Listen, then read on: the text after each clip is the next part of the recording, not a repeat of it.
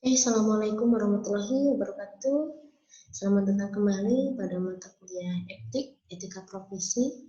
Nah, di sini kita akan membahas tentang profesionalisme bekerja di bidang IT. Jadi kalau sebelum-sebelumnya kita sudah bahas tentang kode etik, etika, dan sebagainya. Sekarang kita akan bahas bagaimana profesionalisme bekerja di bidang IT. Nah, saya akan share materinya. Oke, yang dibahas di sini adalah kita bagaimana menjadi seorang yang profesionalisme khususnya di bidang IT. Jadi di bidang kita ya yang kita geluti.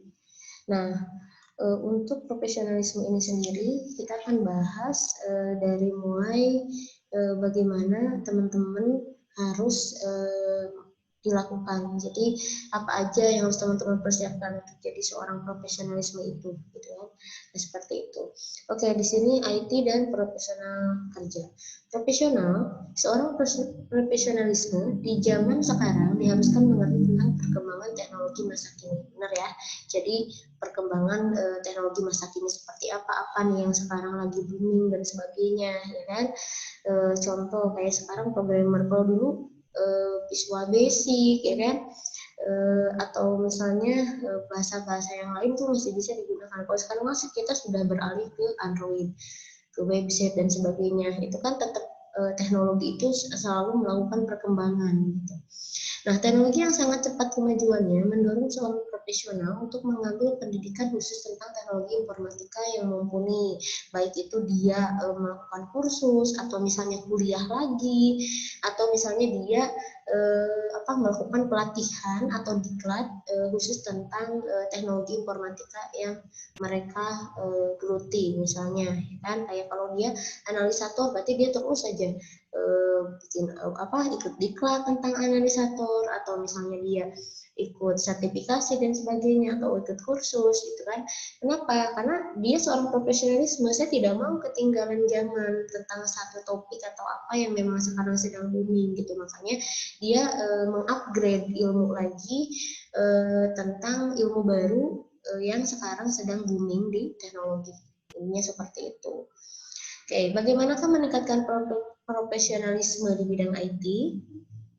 Teknologi informasi merupakan teknologi yang selalu berkembang baik secara revolusioner seperti misalnya perkembangan dunia perangkat keras maupun yang lebih bersifat evolusioner seperti perkembangan perangkat lunak. Hal ini mengakibatkan bahwa pekerjaan di bidang IT menjadi satu pekerjaan di mana pelakunya harus terus mengembangkan ilmu yang dimilikinya untuk mengikuti perkembangan TI tersebut. Artinya, seorang yang sudah sampai pada level ahli di satu bidang pada saat ini bisa ketinggalan pada bidang yang sama di masa depan jika tidak mengikuti perkembangan yang ada. Nah, semacam gini, ketika kita sedang mempelajari satu bahasa pemrograman atau misalnya satu bidang, contoh lah kita belajar dulu tentang C++ atau misalnya Visual Basic atau Python dan yang lainnya gitu kan. Sekarang kan perkembangan IT berjalan, di dunia programmer aja itu sekarang sudah masuk ke ranah website, sudah masuk ke ranah Android. Berarti hal-hal tersebut harus kita ikutin gitu. Ya kan, perkembangan itu, karena kalau tidak bisa mengikuti kita kan ketinggalan sekali gitu. Apalagi mungkin yang dia sudah punya perusahaan sendiri, apalagi bidang IT, misalnya software house dan sebagainya, gitu kan. Kalau misalnya tidak ngikutin perkembangan, itu akan ketinggalan sekali. Nah, di sinilah pentingnya perkembangan dari IT tersebut. Hal yang harus dilakukan, yang pertama satu adalah peningkatan profesionalisme. Syaratnya yang harus dimiliki pekerja IT, pertama dasar ilmu yang kuat dalam bidangnya sebagai bagian dari masyarakat teknologi dan masyarakat ilmu pengetahuan abad 21. Jadi dasar ilmunya harus kuat di bidangnya. Apalagi kita yang masuk di prodi atau di jurusan sistem informasi. Harusnya dasar ilmu ini harus kuat gitu. Kenapa? Karena kita sesuai jurusan. Kan ada yang dia programmer, dia buat program tapi bukan jurusannya gitu. Jadi dia bukan jurusan sistem informasi, dia juga bukan jurusan TI dan sebagainya, tapi dia bisa membuat, itu juga ada. Tetapi itu tidak bisa dikatakan profesionalisme kalau dia itu belum bisa mengupgrade atau misalnya mengikuti perkuliahan di bidang itu. Misalnya gini, dia itu adalah lulusan hukum, tapi ternyata dia itu bisa dan dia ngulik, dia belajar sendiri, dia buat program. Itu nggak bisa dikatakan profesionalisme kecuali dia kuliah lagi di bidang IT atau misalnya ikut diklat yang diakui ya kan, yang ada sertifikatnya di bidang IT. Makanya di sini pentingnya teman-teman adanya profesionalisme. Penguasaan kiat-kiat profesi yang dilakukan berdasarkan riset praktis, bukan hanya merupakan teori dan konsep. Jadi kalau misalnya profesionalisme itu tidak lagi berbicara mengenai teori, misalnya komputer adalah atau programmer adalah, tapi emang benar-benar dia harus diaplikasikan. Dia punya keahlian, dia ahli gitu kan. Pengembangan kemampuan profesionalisme berkesinambungan, jadi tidak hanya statis, dia dinamis, terus mengupgrade terus ilmu yang didapat. Gitu kan. Mempersiapkan SDM, yang kedua mempersiapkan SDM. Contoh, program pendidikan Indonesia yang berkaitan dengan TI. Pertama, program sekolah 2000 itu ada kan ya, itu juga sama dalam rangka mempersiapkan SDM. Program SMK Teknologi Informasi ini juga sama. Ini mereka digecek nih, benar-benar disiapkan SDM-nya untuk bidang teknologi informasi. Terus program diploma teknologi informasi, program pendidikan sarjana teknologi informasi. Jadi intinya ini adalah satu sarana pendidikan yang digunakan untuk mempersiapkan SDM, meskipun pada kenyataannya tidak semua dari lulusan itu dia memilih menjadi atau aktif atau misalnya menjadi seorang profesionalisme di bidang TI gitu. Enggak semua gitu, bahkan paling misalnya dari lulusan yang 1000 lulusan hanya 100 yang dia jadi seorang programmer seutuhnya gitu, karena memang ya balik lagi pilihan gitu kan ya, kesanggupan dan sebagainya juga ya kan, berkaitan dengan skill juga nanti seperti itu. Tapi yang jelas instansi-instansi pendidikan yang berkaitan dengan teknologi informasi yaitu mereka itu sedang disiapkan SDM-nya untuk nanti bisa jadi user atau pemain juga di bidang IT.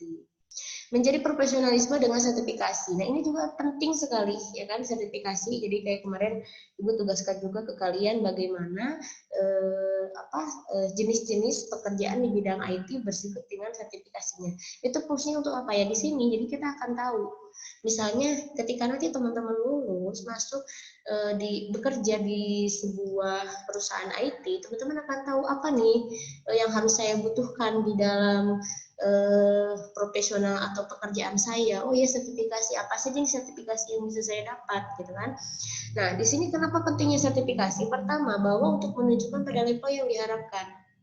Nah, pekerja di bidang IT membutuhkan expertise. Jadi, di sini itu identitas loh. Sertifikasi itu identitas. Kayak misalnya dia bidang IT, ternyata dia udah punya 5 nih sertifikasi. Misalnya ada sertifikasi administrator, ada analisator, misalnya dia ada programmer dan sebagainya. Itu sebagai identitas. Kemampuan orang diakui dengan sertifikasi. Intinya seperti itu.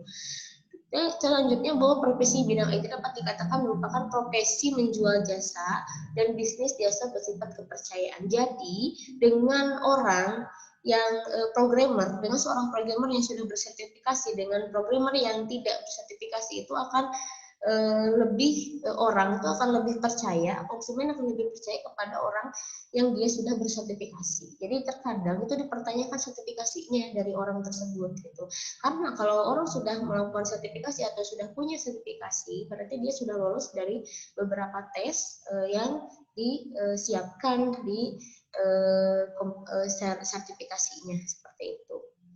Jenis pekerjaan di bidang IT itu dibagi 4 kelompok sesuai bidangnya. Kelompok pertama adalah bidang software, kelompok 2 bidang hardware, kelompok 3 operasional sistem informasi, dan kelompok 4 pengembangan bisnis IT.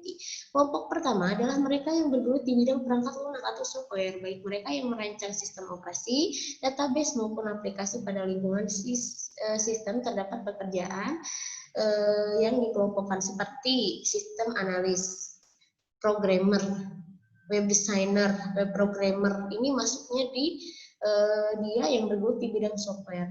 ya kan? Jadi kayak sistem analis itu apa sih Bu?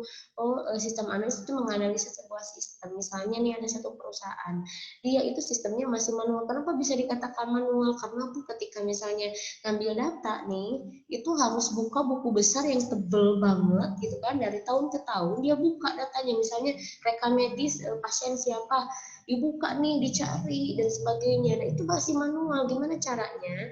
Yang manual tersebut kita analisa menjadi sebuah sistem yang hanya dengan satu klik-klik saja, atau misalnya pencarian data saja langsung muncul datanya. Nah, seperti itu sistem analis. Jadi dia merancang, misalnya masalahnya apa, solusinya apa, gimana nih nanti sistemnya harus seperti apa nih agar nanti bisa kita rubah dari manual menjadi terkomputerisasi, misalnya begitu. Jadi kalau di rumah itu ibarat arsiteknya, jadi yang ngebuat bentuk rumahnya, kamar di mana, misalnya ukurannya berapa, ya kan, WC di mana, ukurannya berapa dan sebagainya. Nah, kalau programmer itu adalah orang yang melakukan atau mengeksekusi programnya. Jadi kayak semacam kalau di kita tukangnya, kalau di rumah itu arsiteknya udah ada, rumahnya udah ada, gambarannya, desainernya udah ada, oh seperti ini. Nanti si tukangnya yang akan membuat aplikasinya gitu. Jadi si programmer itu, web designer juga dia yang akan merancang atau mendesain web gitu, ya kan, dan web programmer juga sama. Jadi intinya itu kelompok yang di bidang software ya, ada analis, sistem analis, programmer, web design, sama web programmer. Kelompok kedua adalah mereka yang bergelut di bidang perangkat keras atau hardware. Nah, ini pekerjaannya contohnya technical engineer, kan disebut juga dengan teknisi. Ya kan? Dia berkaitan dengan mengenal pemeliharaan atau perbaikan sistem komputer. Jadi kalau misalnya dia kerjanya di mana, di teknik engineer, oh ya berarti perbaikan perangkat nih, ya kan? Networking engineer, orang-orang yang berkecimpung dalam bidang teknisi jaringan komputer dari maintenance sampai dengan troubleshoot. Jadi dia itu ngurusin misalnya dari mulai jaringan komputernya gimana, maintenance-nya gimana dan sebagainya. Web designer yang tadi, orang yang melakukan perancangan termasuk studi kelayakan, analisa dan desain terhadap satu pembuatan proyek. Web programmer, orang yang bertugas mengimplementasikan rancangan web designer, yaitu dengan membuat program berbasis web sesuai dengan desain yang telah dirancang sebelumnya. Yang tadi sama aja dengan programmer, ya kan? Hanya kalau web programmer berarti dia web, itu kan spesialis di program website. Oke, kelompok ketiga adalah mereka yang berkecimpung dalam operasional sistem informasi. Pada lingkungan ini, pekerjaannya yang pertama ada EDP operator. Jadi ini yang berkecimpung di operasional sistem informasi, gitu kan? Jadi dia itu lebih ke bagaimana mengoperasikan program-program yang berhubungan dengan electric data processing di lingkungan sebuah perusahaan atau organisasi. Jadi yang benar-benar dia ngurusinnya itu gitu. Kayak banyak ya, misal film-film action yang berkaitan dengan spy atau apa, kan dia suka ada juga munculin satu si EDP-nya gitu kan, EDP atau sistem administratornya, dia yang ngehack ya kan programnya di satu ruang database, ya kan, ruang penyimpanan besar gitu kan di satu perusahaan, dia hacker itu kan biasanya di sana. Nah, itu memang itu dilakukan biasanya oleh si EDP atau sistem administrator itu. Nah, sistem administrator orang yang bertugas melakukan administrasi terhadap sistem, melakukan pemeliharaan sistem, memiliki kewenangan mengatur hak aset terhadap sistem, serta hal yang berhubungan dengan pengaturan operasional sebuah sistem. Gitu. Jadi intinya memang dia ngurusin otaknya gitu, ngurusin otak sebuah sistem informasi gitu kan. Jadi misalnya satu rumah sakit dia mempunyai satu informasi dari mulai rekam medis, pendaftaran dan sebagainya, itu dia punya EDP-nya, dia punya sistem administratornya, dia yang mengurus semua sistem informasi dari A sampai Z. Intinya seperti itu. Kelompok keempat adalah mereka yang berkecimpung di pengembangan bisnis IT. Nah, kalau ini bisnis ya. Jadi kalau tadi lebih ke teknis, kalau sekarang ke bisnis.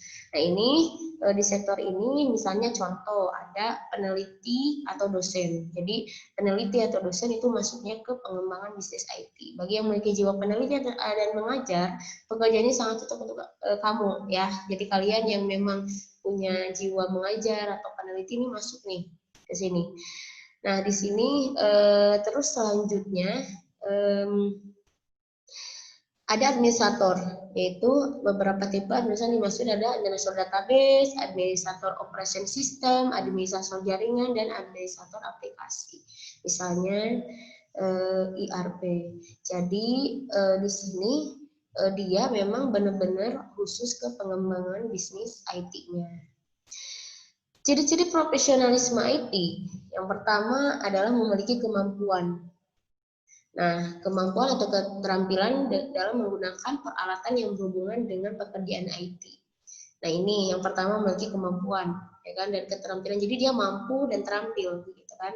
Yang kedua memiliki ilmu dan pengalaman dalam menganalisa suatu software atau program. Jadi dia itu sudah pengalaman. Sebenarnya gini ya, terkadang ada beberapa perusahaan yang memang dia nyarinya orang yang berpengalaman, apalagi dalam bidang IT ya. Kenapa? Karena ketika orang itu sudah berpengalaman, dia pasti akan dengan lihai menganalisa di mana nih letak debugnya, di mana nih letak error sistemnya, gitu kan. Nah, itu memang harus dibutuhkan kemampuan dan keterampilan pada si SDM tersebut. Bekerja di bawah disiplin kerja, mampu melakukan pendekatan disipliner, mampu bekerja sama dan cepat tanggap terhadap masalah klien. Nah, ini ciri-ciri profesionalisme di bidang IT. Nah, bisa kita gambarkan di sini. Ini saya ngambil juga satu gambar. Ini menarik menurut saya karena di sini teman-teman bisa lihat bagaimana kaitannya profesi bidang IT. Pertama, untuk profesi itu yang pertama ada pendidikan dan pelatihan. Itu bisa dia diambil dari instruktur dari pendidikan TI non gelar. Jadi sebenarnya kalau masalah pelatihan atau pendidikan, instrukturnya bisa yang dia basicnya IT atau bukan basic IT tapi dia sanggup dan mampu. Intinya seperti itu. Terus kedua sistem development. Nah, di sini sistem development ini atau sistem yang pembangunan ini dia terdiri dari programmer dan project manager. Pada ujungnya adalah menganalis suatu sistem. Terus yang selanjutnya spesialis support. Nah, ini adalah spesialis pada bidang tertentu. Jadi si profesi ini ada 3 bagian nih, ada pendidikan dan pelatihan, sistem development, sama spesialis support. Oke, itu aja pertemuan sekarang. Terima kasih. Semoga pertemuan yang sekarang bisa bermanfaat buat teman-teman semua, dan jangan lupa juga tugasnya dikerjakan. Terima kasih. Assalamualaikum warahmatullahi wabarakatuh.